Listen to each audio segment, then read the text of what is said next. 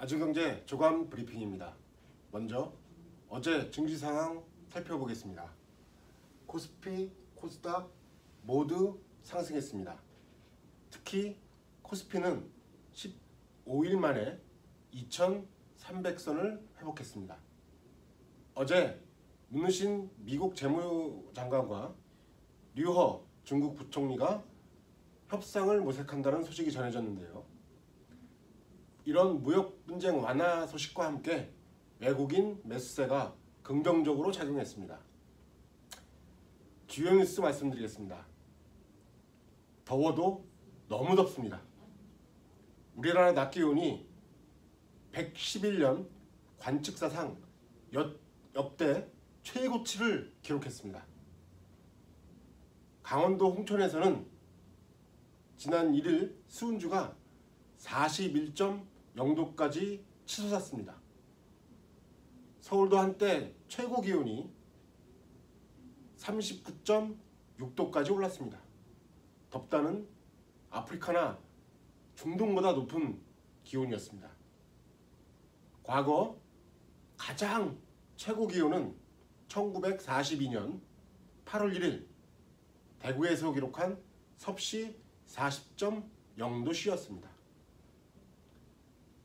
역대급 폭염에 농축산 피해가 끊이질 않고 있습니다. 급기야 인명피해도 나왔습니다. 부산에서는 128명에 달하는 온열 질환자가 발생했고 이 중 2명이 사망했다는 소식입니다. 정부도 다급해졌는데요. 이낙연 국무총리는 어제 정부, 지자체, 공공기관이 발주한 건축, 토목공사는 폭염이 심한 낮 시간대에는 작업을 중지하고 덜 더운 시간대에 일하거나 작업을 며칠 연기하는 방안을 강구하라고 긴급 지시했습니다. 이런 폭염 사태는 우리나라뿐만이 아니라 지구적으로 비슷한 상황입니다. 마치 이 지구 전체가 커다란 사우나와 같은데요. 세계적으로도 신기록이 세워지고 있습니다. 지구에서 가장 더운 곳으로 꼽히는 중동의 오만 쿠리아트는 최근 새 기록을 세웠습니다. 하루 중 가장 낮은 최저 기온이 무려 42.6도에 달한 것입니다. 역사상 가장 높았습니다. 미국 캘리포니아주 데스밸리는 7월 평균 기온이 42.2도로 이 역시 월간 기준으로 역대 최고치에 달하는 수치입니다. 쿠웨이트의 자흐라와 이란 아와즈도 7월 최고 기온이 40도를 넘어섰습니다. 북극 한계선보다 북쪽에 있어 연간 평균 기온이 0도인 핀란드의 한 마을을 가보겠습니다.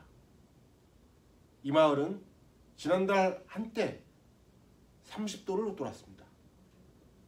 7월 평균 기온도 12도가 넘었습니다. 1908년 관측을 시작한 이후 가장 높았다는 소식입니다. 마지막 소식인데요. 한국 수출이 사상 최초로 5개월 연속 500억 달러를 돌파했습니다. 1년 내 5개월 이상 500억 달러를 돌파한 것은 역시 처음입니다. 고용과 생산, 투자, 매수 등 주요 지표가 망가져 있죠. 이런 상황에서 수출만이 고공행진을 계속하며 한국 경제의 외로운 버팀목 역할을 하고 있습니다. 더운 날씨에 고통을 겪는 분들이 많을 것이라고 생각합니다. 그러나 아무리 더워도 폭염이 언제까지 지속될 수는 없습니다. 시간 앞에 아무리 오래 할 것 같은 이러한 더위도 결국 사그라질 수밖에 없는 것이죠. 8월 7일이 입추라고 합니다. 다만 이런 폭염 사태가 인간이 만들어낸 것이라는 경고는 섬뜩하기만 합니다.